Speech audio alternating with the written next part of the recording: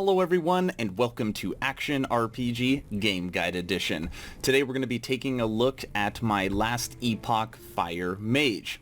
Now this character I've been working on for maybe two weeks solid, and done some tweaking lately, but right now I can run over 100 plus in the arena and over 30 on the monolith. So it's a very strong character and you only need a couple uniques. What we're going to do is I'm going to go into the monolith, I'll show you how to actually use the character, we'll break down passives, we'll break down skills, and I will break down the gear I use and what you want to look at when you are using gear. Now the main source of damage from this character is going to come from right here, these 5 fire mages. They literally destroy, but basically 5 fire mages, 5 skeleton archers, and then my golem. Alright. Monolith of Fate, timelines conquered 21, let's run a 22, and I'm going to show you how to use this build. Now obviously, you practically do no damage. All you're going to have is your right click is rip blood, and what that's going to do is make your minion stronger when it makes the little ring if there's anybody in there, but ultimately that's just going to bring you back ward so you don't get one-shotted, okay? Other than that, you're going to be just making these flame wraiths, and I'll show you how to kind of guarantee you make flame wraiths when you are playing the game. But you're going to see most of this stuff, and again, this is a monolith 22, just literally melt. Like this build does so much damage. So as you're going, wraiths, rip blood on all this stuff so that it keeps you alive, and then your skeletons and mages just do the rest of the work. Fairly simple, very strong. Clear speed's okay, as long as you get good with directing your minions on what you want them to attack. Get him. See how fast he went down? Give me all that. Alright, let's see. There's the boss. Enraged. Done. Oh, I got a close call. So, not a lot to it. But definitely strong. I mean, the most damage I've seen out of a build. I mean, I'm sure there's other ones, but at least from what I've seen. So you make your flame wraiths, you keep all your minions that you already have alive, and then you use rip blood. Simple. And again, this build can run 30 plus on the monolith and 100 plus in the arena. Like, no problem. And only 2 uniques needed. Alright, let's start with the passive tree. Right now my character is level 84, which means I've gotten 84 points for the passive skill tree. Now when you go through the campaign, when you complete side quests, you can also get up to 16 passive points, which means right now on my passive skills, I've put in 100 points into it. So what I'm going to do is I'm going to start with Acolyte. Now there's a lot of stuff to cover, so I'm just going to say what skill it is and how many points I put into it, and then you can kind of go back and read through it. But I've done thorough research on here, and so far, I mean, obviously people have different opinions. I feel like I've selected everything that truly helps this build. So bone armor, 8. You want 8 into stolen vitality. You want 5 of 5 into dark rituals. You want only 1 point into mania of mortality, and then 5 points into unnatural preservation. And then 1 point into soul aegis. So that's literally it for Acolyte. Under Necromancer, this is where you're going to get the bulk of your points. 72 points into Necromancer. So 8 into Risen Army, 5 into Grave Thorns, 1 into Blood Armor, 10 into Mortal Tether, 1 into Unbound Necromancer, 5 into Reclamation of Souls, and this whole middle part, other than getting your 1 skeleton, is useless. Now here, Effigies is really important. 5 of 5. I'll actually read this one. Chance to consume a minion, so basically you're about to die. You can eat. You have a 25% chance of taking one of your minions to stay alive, and then 50% to minion fire damage and 50% to minion bow damage. So your skeleton mages and your bow, your skeleton archers. 3 into Tyrant, 2 into Tyrant's Legion, 5 into Frantic Summons, 5 into River of Bones. This is the one I'm currently putting points into right now. Heresy, 10 into Rite of Undeath, 1 into Disciplines of the Necromancer, and then 5 into Veins of Malice. Now, Veins of Malice is really interesting. Basically, you can keep haste and frenzy up for 5 seconds, and you only have to wait 10 seconds, which means 50% of the time you can keep frenzy and haste up on all of your minions. Let me just show this really quick. So, just make a couple minions, and then the second you use a minion or any skill, they get their little ring around them, and that will stay on them for 5 seconds, and then it'll go away. So now I have to wait 5 more seconds before I can do it again. Boom, it's right back up. So really, you are frenzying and hasting your minions almost the entire time. You're basically waiting that time in between packs. It just makes them that much stronger. I mean, the build really does do a lot of damage. So if you want to snap a picture of that now, go ahead. This is what I recommend. And you don't have to do Heresy, so if you didn't want to put your points into Heresy, you can actually go over to Lich, and you can put them into Crippling Insight, and it'll basically double your intelligence. So instead of getting 1 intelligence point, you'll get 2, and what you'll be sacrificing is the crit chance on your minions. So for me, I'd rather have the crit chance on my minions than the extra intelligence point, but that's on you. Or you can do none of that and just put into your minion fire damage, which is also pretty big. So that is the passive skill tree. Now when it comes to skills, you actually have some options. What I'm going to do is go through each one fairly quickly, but I will stop to make sure what skills are absolutely required, and at the end I'll give you a chance to snap a picture. So starting with Summon Skeleton, you want to take Unbound Necromancy, 3, 1 for Gravewalkers, 5 for Necrotic Conviction, 1 into Hollow Walkers, 1 into Dread, 5 into Unholy Rage, 1 into Morrow Walkers, 1 into Lone Guardian, 1 into Mightier Than the Sword, and 1 into Fire Arrow. So go ahead and snap a picture of this now. The only 2 skills that are absolutely required for Summon Skeleton is Mightier Than the Sword and Fire Arrow. Obviously this is a fire build, so now the summon Skeleton skill will be a Fire Arrow, and then this will make sure that it removes all warriors, so the only thing you can summon is the Skeleton Archer. So that's Summon Skeleton. Summon Skeleton Mage. This is your main damage dealer. So you want to start with Splintered Dominion, then Argonautic Speed, 3, 2 into Putrid Essence, 3 into Cellar Mortis, 3 into Grey Merchant, 1 into Order of Death, 1 into Pyromancers. Of course, this is fire again, so these 3 right here are absolutely required. Pyromancers, Flame, Rot, and Inferno. Now in here too, you don't have to worry about taking Frenzy because, again, under your passives, your Veins of Malice is going to make sure that your skeletons are always frenzied and have haste. So in there, you do not have to worry about taking Frenzy for your skeleton mages. Snap your pick. Okay. Golem. So looking in here, again, we take the Pyre Golem. So in here, we take AOR, Burning Bones, 3, 1 into Pyre Golem, and then 7 into World Pyre. Okay, so again, you just want to make sure that you get your flame. And in here, this actually isn't crazy important, believe it or not. You can go Spectral, you could go Blood, or you can just go Bone. I just like keeping it all fire because that's what my build is built around, but you can actually change that. What is absolutely required for this skill is making sure you get 4 into Tower of Bones.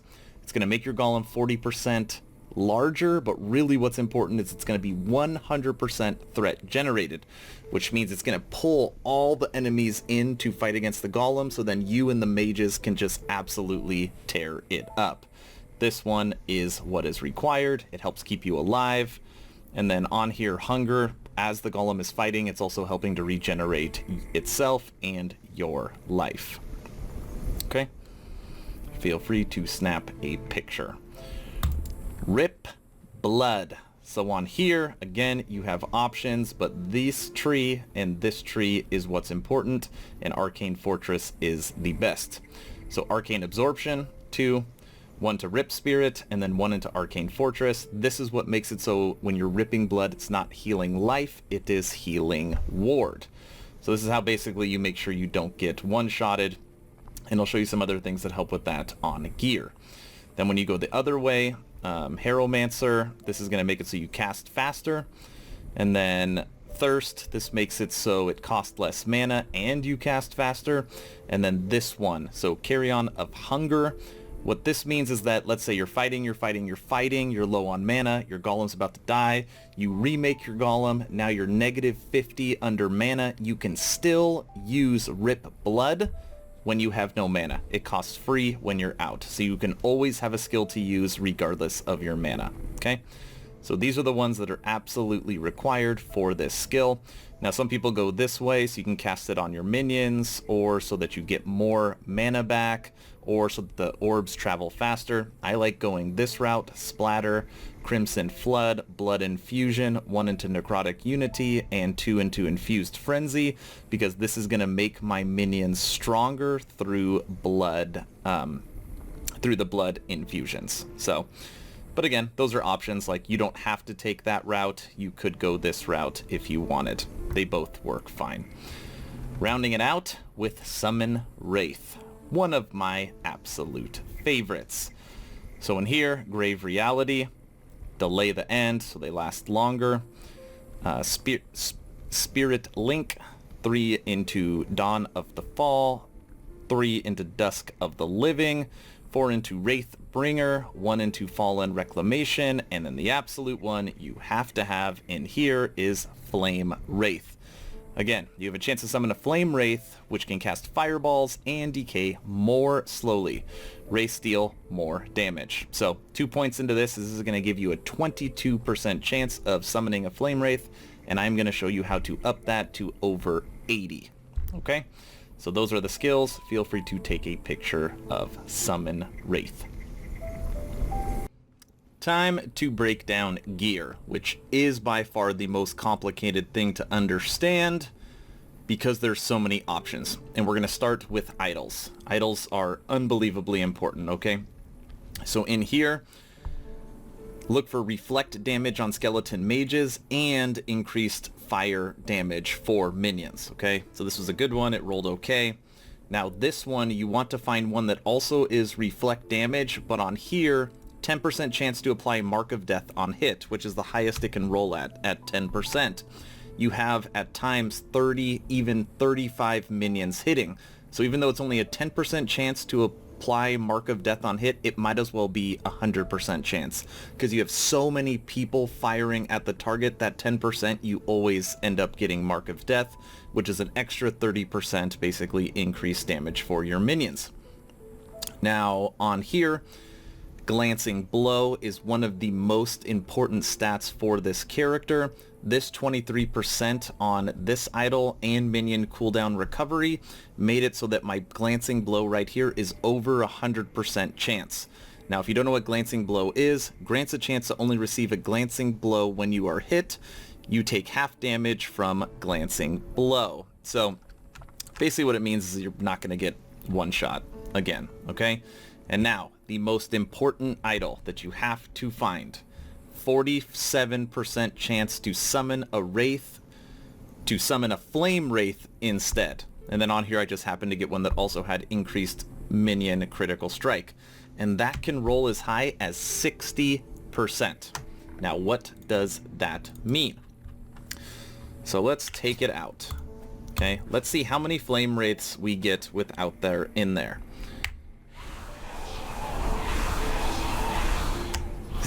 9, 0. So I just made 10 Wraiths, and we got 0. Okay. While those are dying, I'll talk about the uniques that are required. For this build, there is only 2. Reach of the Grave and Death Rattle. Now, Reach of the Grave, even though this is only required level 4, it took me freaking forever to find.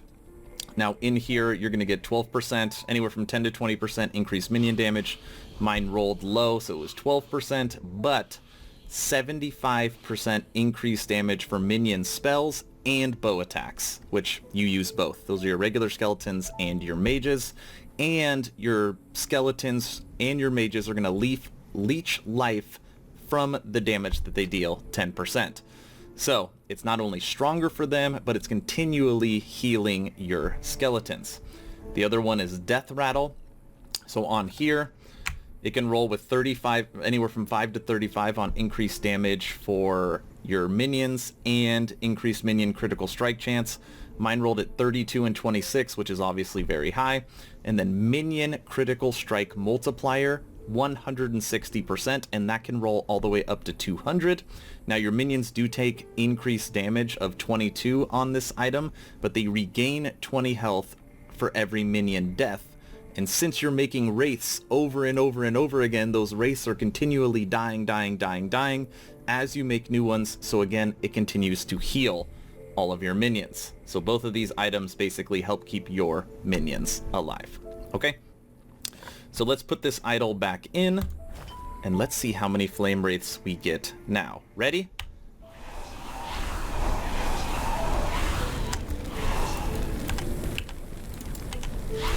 Okay, so we just made 10. How many of those are flames? I think 7 of them. 1, 2, yep. So now that was a 70% we got flame wraiths from that one idol. The previous time we got 0 because it's only a 22% chance. We're now 70%. And again, fire is where you're going to get your main damage from, and the flame wraiths last longer. So very, very important. You have to find this idol, and you will. I actually found this fairly early on, and I found a few since, but not as high as 47%. It would be awesome if I could find one that was at 60%. Okay? So now rare skills, or rare items. So in here, let's just talk about your mask and your armor. So this one, Scholar's Ivory Mask of Hope, it is a must because it can give up to 15 minion adaptive skill damage, one of the most important stats when it comes to damage numbers for your minions. And that can roll as high as 15. This one was 14.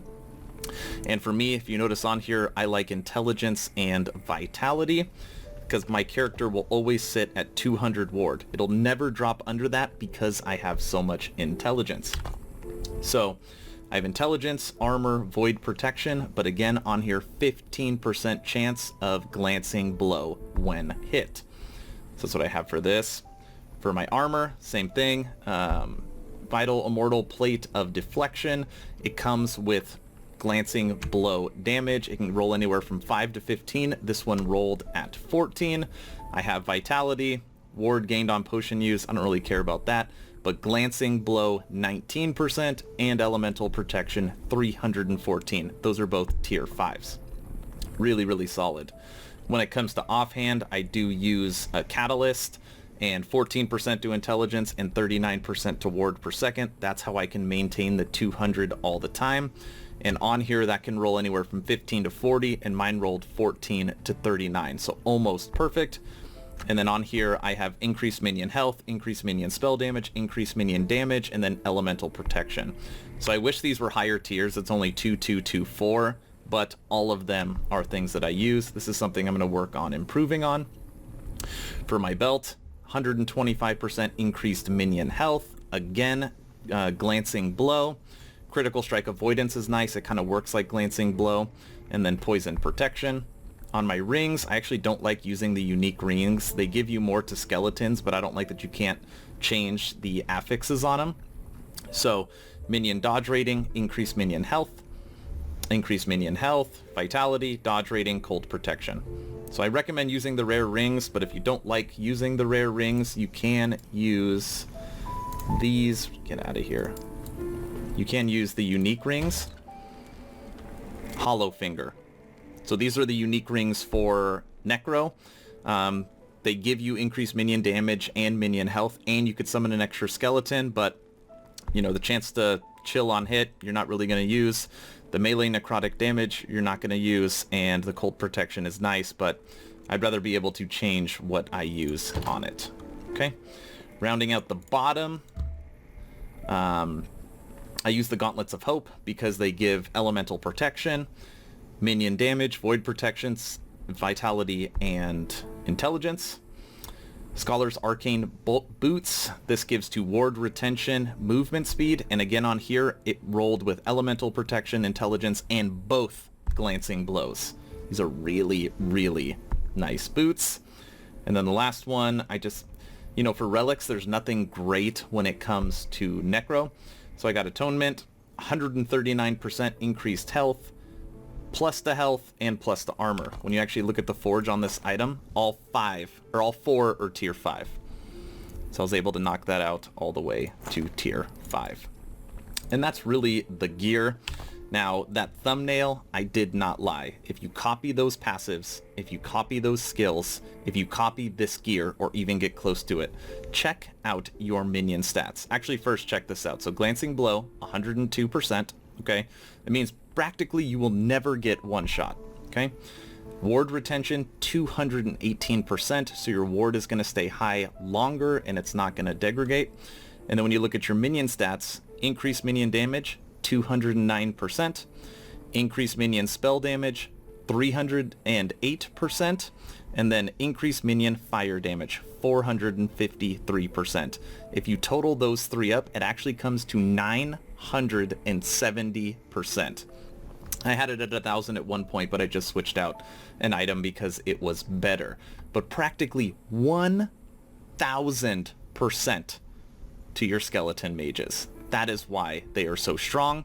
And then again, I don't care at all about increased minion health regen because the two unique items are going to help them regen their health, or I could just remake them.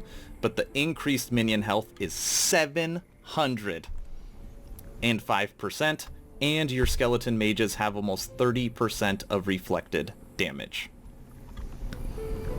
It's a beast. I wish my resistances and protections were a little higher, but my life's fairly good, my ward's fairly good, most of them are close to 50, and again, with Glancing Blow and ward and Rip Blood, I can stay alive normally, no problem. I normally actually die in this build when I'm getting lazy and not paying attention. Other than that, I can normally stay alive. That's the build. I am very curious what everybody thinks, or if I did something wrong and I am missing something huge that can even push it farther. Let me know in the comment section below. If you have any questions about the build or questions about the game, please join the official Action RPG Discord. The link is in the description below. We have close to 170 members, good conversations every day. The idea is to have a gaming community that can jump from game to game together, so you never start the server by yourself. That's it.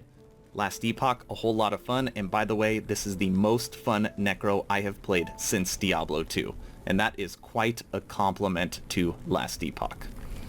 Stay home, stay safe, don't forget to join the official Action RPG Discord. Aaron.